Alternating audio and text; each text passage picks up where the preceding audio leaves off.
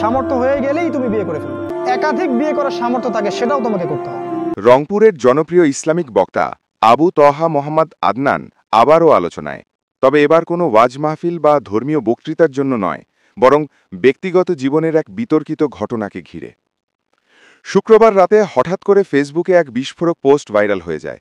পোস্টটি দেন আবু তহার স্ত্রী সাবিকুন নাহার সারা। সেখানে তিনি দাবি করেন তার স্বামী তার পুরনো বান্ধবী জারিন জেবিন, যিনি একজন বিমানবালা, তার সঙ্গে প্রেমের সম্পর্কে জড়িয়ে পড়েছেন। সারার ভাষায় তারা নিয়মিত ফোনে কথা বলেন, চ্যাট করেন, এমনকি একসঙ্গে লং ড্রাইভেও যান। এমনকি আদনানের পরিচালিত প্রতিষ্ঠানে নারী পুরুষের অবাধ মেলামেশারও অভিযোগ তোলেন তিনি। এই পোস্ট প্রকাশের পরই সামাজিক যোগাযোগ মাধ্যমে শুরু হয় তুমুল আলোচনা। কেউ বলছেন এটি সত্যি ঘটনা, আবার কেউ দাবি করছেন সারার ফেসবুক পেজটি হ্যাক হয়েছে।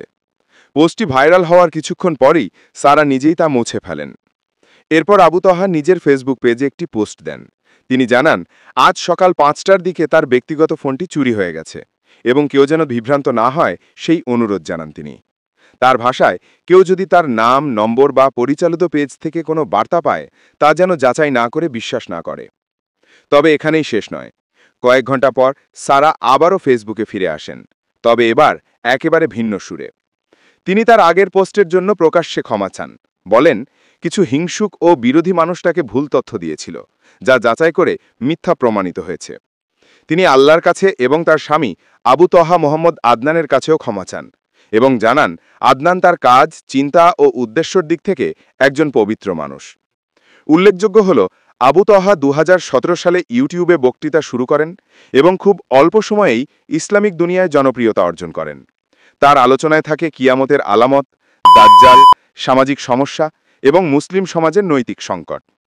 2023 সালে তিনি হঠাৎ নিখোঁজ হন, যা নিয়ে দেশজুড়ে ব্যাপক আলোড়ন সৃষ্টি হয়। 8 দিন পর তিনি ফিরে এসে দাবি করেন তাকে শেখ হাসিনার পুলিশ বাহিনী গুম করেছিল, যদিও পুলিশ জানায় তিনি ব্যক্তিগত কারণে আত্মগোপনে ছিলেন। এই রহস্যজনক ঘটনার পর থেকেই আবু তহার নাম বিতর্কের সঙ্গে জড়িয়ে আছে। আর এখন নতুন করে এই পরকীয়া বিতর্ক তাকে আবারও আলোচনার কেন্দ্রে নিয়ে এসেছে। সামাজিক যোগাযোগ মাধ্যমে অনেকেই প্রশ্ন তুলছেন, যদি ফোন সত্যিই চুরি হয়ে থাকে, তবে সারার ফেসবুক আইডিতে সেই চোরের প্রবেশাধিকার কিভাবে এলো? আবার কেউ কেউ বলছেন পুরো ঘটনাটি একটি প্রকল্পিত হ্যাকিং ষড়যন্ত্র, যার মাধ্যমে আবু তহাকে বিব্রত করার চেষ্টা চলছে। ঘটনাটি সত্যি না সাজানো তা এখনও স্পষ্ট নয়। তবে একটি বিষয় নিশ্চিত, ইসলামিক বক্তা আবু তহা মোহাম্মদ আদনান এবং তার স্ত্রী সারাকে ঘিরে এই নাটকীয় ঘটনাটি আবারও প্রমাণ করেছে যে সামাজিক যোগাযোগ মাধ্যমে একটিমাত্র পোস্টই কখনো কখনো পুরো দেশের আলোচনার কেন্দ্রবিন্দু হয়ে উঠতে পারে।